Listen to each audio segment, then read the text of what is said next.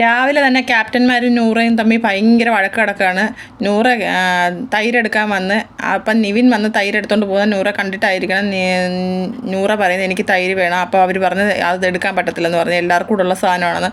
അതെങ്ങനെ എല്ലാവർക്കും കൂടെ ഉള്ള സാധനം, അപ്പോൾ ഇവിടെ ആരും എടുത്തില്ലേ എന്ന് നൂറ ചോദിക്കുന്നു. അപ്പം നിവിൻ വന്നിട്ട് പറഞ്ഞു എനിക്കറിയത്തില്ല എന്ന് പറഞ്ഞിട്ട് നിവിൻ പറയുന്നു ഞാൻ എടുത്തെന്ന് പറയുന്നു. അപ്പം നൂറ പറയുന്നു ഇപ്പം കേട്ടല്ലോ, സൊല്യൂഷൻ കേട്ടല്ലോ, അപ്പോൾ എനിക്ക് തൈര് കിട്ടണം. അപ്പോൾ ഒരാൾക്ക് മാത്രമല്ല തൈര്. അപ്പോൾ നിവിൻ അങ്ങ് നടന്ന് പോവുകയാണ്, ആ തൈര് എടുത്തോണ്ട് അങ്ങ് നടന്ന് പോവുകയാണ്.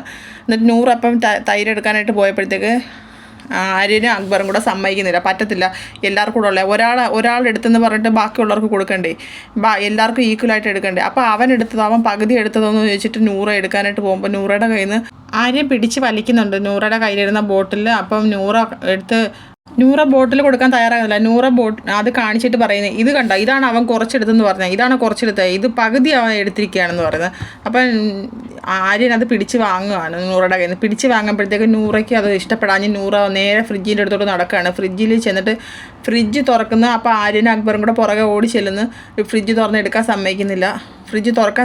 പിന്നെ നൂറ അത് വലിച്ച് തുറന്നിട്ട് അതിനകത്തിരിക്കുന്ന സാധനം എന്താ എടുത്തതെന്ന് അറിയത്തില്ല. കുറേ സാധനങ്ങൾ താഴെ വീണ്, ഫ്രിഡ്ജിൻ്റെ ബോക്സുകളൊക്കെ താഴെ വീഴുന്നുണ്ട്. അവിടുത്തെ ഒച്ചപ്പാടും ബഹളം എല്ലാം കേട്ടിട്ട് അനീഷും ആദിലയും കൂടെ ഓടി വരുന്നുണ്ട്.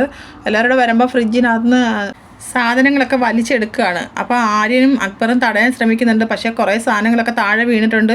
അനീഷ് പറഞ്ഞ് രാവിലെ തന്നെ നിങ്ങളെല്ലാം കൂടെ എന്തൊരു ബഹളമാണ് ഇത്, എന്താ കാര്യം എന്തുവാണെന്നൊക്കെ ചോദിക്കുന്നു.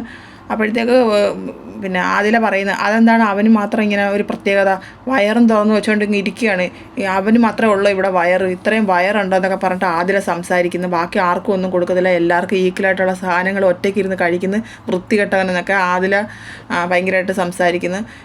നിങ്ങളൊക്കെ ക്യാപ്റ്റന്മാരല്ലേ, നിങ്ങൾക്ക് പറഞ്ഞ് മനസ്സിലാക്കിക്കൂടെ, അവനൊരു ക്യാപ്റ്റനല്ലേ, എല്ലാവർക്കും കൂടെ ഉള്ള സാധനങ്ങൾ ഇങ്ങനെ ഒറ്റയ്ക്ക് തിന്നിട്ട് വയറും വീർപ്പിച്ച് നടക്കാൻ നാണമില്ലേ ഇവനെന്നൊക്കെ ചോദിച്ചിട്ട് ആദില സംസാരിക്കുകയാണ്. അപ്പോൾ അടുത്തൊരു ലൈവ് അപ്ഡേറ്റുമായിട്ട് ഞാൻ വീണ്ടും വരാം.